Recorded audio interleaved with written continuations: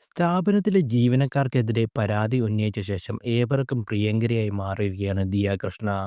വലിയ ചതി നടന്നിട്ടും ദിയയും കുടുംബവും കാണിച്ച പക്വത ജനങ്ങൾക്ക് ഇഷ്ടപ്പെട്ടു. കഴിഞ്ഞ കുറച്ച് നാളുകളായി ദിയ കൃഷ്ണയാണ് സോഷ്യൽ മീഡിയയിൽ സജീവ ചർച്ച.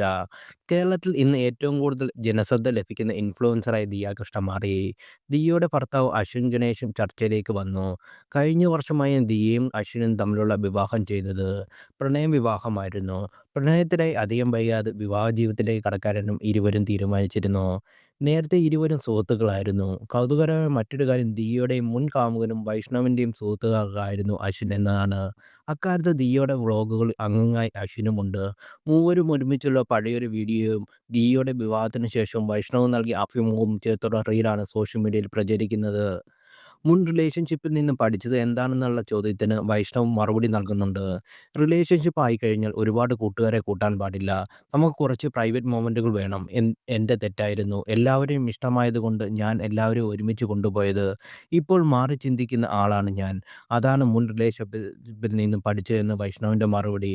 ഇതിനോടൊപ്പം ദിയയും വൈഷ്ണവും പ്രണയത്തിലായിരുന്ന സമയത്ത് അശ്വിൻ വീഡിയോയും പ്രചരിച്ചിരുന്നു. മൂവരും ഭക്ഷണം കഴിക്കുന്ന വീഡിയോയിൽ ദിയ കൃഷിയുടെ "നമുക്ക് ഓക്സിജൻ" എന്നാണ് ദിയ പറയുന്നത്. വൈഷ്ണവ് അന്ന് അവൻ പറഞ്ഞത് കേട്ടോ, "ഞാൻ അവൻ്റെ ഓക്സിജനാണെന്ന്. നീ എന്താ ഒന്നും മിണ്ടാത്തത്? ഞാൻ നിൻ്റെ സൺലൈറ്റ് ആണെന്നെങ്കിലും ഒന്ന് പറ" എന്ന് ദിയ ഇത് കേട്ടപ്പോൾ വൈഷ്ണവിനോട് പറയുന്നുണ്ട്.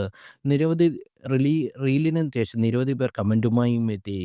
നിരവധി പേർ ദിയയെ പിന്തുണച്ചു. വൈഷ്ണവ് ദിയയ്ക്ക് ബഹുമാനം നൽകിയില്ലെന്നും അതുകൊണ്ടാണ് ദിയ ബന്ധം ഉപേക്ഷിച്ചതെന്നും കമൻറ്റുകളുണ്ട്.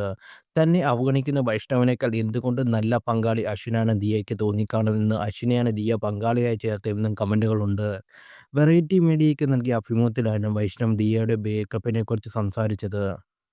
ജീവിതത്തിൽ പഠിച്ച കാര്യങ്ങൾ വൈഷ്ണവ് അന്ന് പങ്കുവച്ചു. കൂടെ നടന്ന എല്ലാവരും നമ്മളെ ഇഷ്ടമാണെന്ന് നമ്മൾ വിചാരിക്കും. പക്ഷേ എപ്പോഴും അങ്ങനെ ആകണമെന്നില്ല.